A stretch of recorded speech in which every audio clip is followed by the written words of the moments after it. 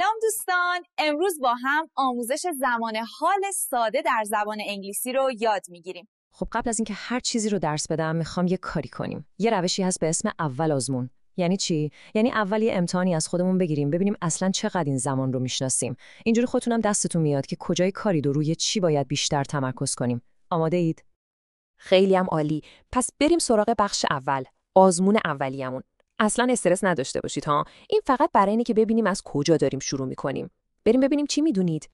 خب سوال اولینه. یه نگاه بهش بندازید. ازتون میپرسه آخر هفته‌ها چی کار می‌کنید؟ همین الان سعی کنید تو ذهنتون به انگلیسی جواب بدید.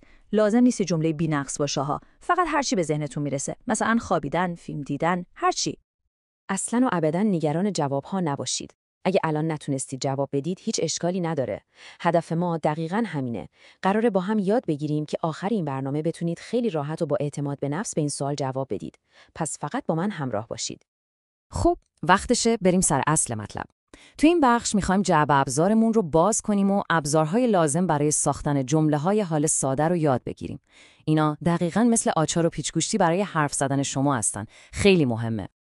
اولین ابزارمون ساده ترینش هم هست جمله‌های مثبت. یعنی وقتی می‌خوایم بگیم یه کاری رو انجام میدیم یا یه چیزی درسته. ببینید چقدر ساده است. فرمولش اینه: فاعل، بعدش هم فعل. تمام. مثلا من فوتبال بازی میکنم، میشه I play football. اما اینجا یه نکته خیلی مهم وجود داره که خیلی‌ها اشتباه میکنن. نگاه کنید، اگه فاعل ما he یعنی اوی مذکر، she یعنی اوی مؤنث یا it برای اشیا باشه، باید حتما یه اس به آخر فعل اضافه کنیم. پس نمیگیم she play football، میگیم she plays football. این اس سوم شخص رو لطفاً هیچ وقت فراموش نکنید، خیلی مهمه. خب جمله مثبت رو یاد گرفتیم. حالا چطوری بگیم یه کاری رو انجام نمیدیم؟ بریم سراغ جملات منفی. برای منفی کردن دو تا دوست کمکی داریم. don't و doesn't. قانونش هم ساده است. برای I, you, we, they از don't استفاده می‌کنیم. برای اون ستای معروف یعنی he, she, it از doesn't استفاده می‌کنیم. حالا نکته جالبش چیه؟ وقتی doesn't میاد اون اس سوم شخص که توی جمله‌های مثبت داشتیم دیگه لازم نیست، فرار میکنه. پس مثلا میگیم I don't like tea و برای سوم شخص میگیم he doesn't play guitar. ببینید play دیگه اس نداره. خیلی منطقیه. بسیار خوب، مثبت و منفی رو یاد گرفتیم و حالا وقتشه یاد بگیریم چطوری سوال بپرسیم. حدس بزنید کیا دوباره به کمکمون میان؟ دقیقاً همون do و does. کار از این راحت‌تر نمیشه. فقط کافیه اینا رو وردارید بذارید اول جمله. تموم شد. جملتون سوالی شد. مثلا Do you like coffee؟ یا برای سوم شخص Does she work here؟ دیدید چقدر همه چی مرتب و منظم کنار هم قرار میگیره؟ عالیه. خب ما الان ساختن جمله رو یاد گرفتیم. مثبت، منفی، سوالی. اما سوال اصلی اینه: اصلا کی بعد از حال ساده استفاده کنیم؟ این بخش به اندازه بخش قبلی مهمه چون بهمون میگه چرا. ببینید 3 تا کاربرد اصلی و خیلی واضح داره. اول برای گفتن حقایق عمومی، چیزایی که همیشه و همه جا درستن. مثلا اینکه خورشید از شرق طلوع میکنه. این یه حقیقته. پس با حال ساده میگیم. دوم برای عادت‌ها و کارهای روزمره، کاری که هی تکرار میکنیم. مثلا اینکه اون هر روز میره باشگاه. این یه روتینه. و سوم برای برنامه‌های زمانی ثابت، مثل برنامه کلاسی یا برنامه حرکت قطارها. مثلا کلاس ساعت 9 شروع میشه. اینم چون یه برنامه ثابته با حال ساده میاد. پس شد حقایق، عادت‌ها و برنامه‌های ثابت.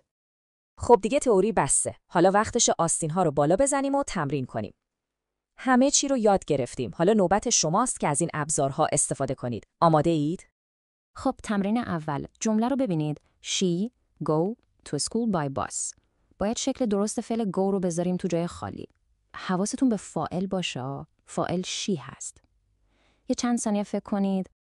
آفرین، جواب درست goes هست. چون فاعل she سوم شخصه، فعل ما es میگیره. عالی بود. بریم سراغ دومی. این یکی یکم فرق داره. منفیه. They not play football. فاعلم they هست. چطوری منفیش میکنیم؟ دقیقاً.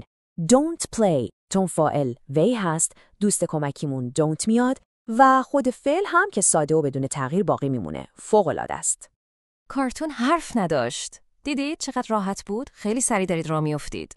خب، حالا که حسابی گرم شدید، بریم برای آزمون نهایی. ببینیم از اول تا الان چقدر فرق کردید. اینم از سوال نهایی. بهترین دوستت آخر هفته ها چی کار میکنه؟ این سوال یه جورایی همه چیز رو با هم داره. هم سوالیه، هم در مورد سوم شخصه، چون دوست شما میشه هی یا شی. یه لحظه فکر کنید و سعی کنید یه جمله کامل بسازید. خب قبل از اینکه تموم کنیم بیاید یه جمع‌بندی خیلی سریع داشته باشیم. عصاره کل بحث امروزمون توی همین یه اسلایده. از حال ساده برای چی استفاده می‌کنیم؟ برای عادت‌ها، واقعیت‌های عمومی و برنامه‌های ثابت. این ستا رو یادتون باشه، کلید استفاده از حال ساده دستتونه.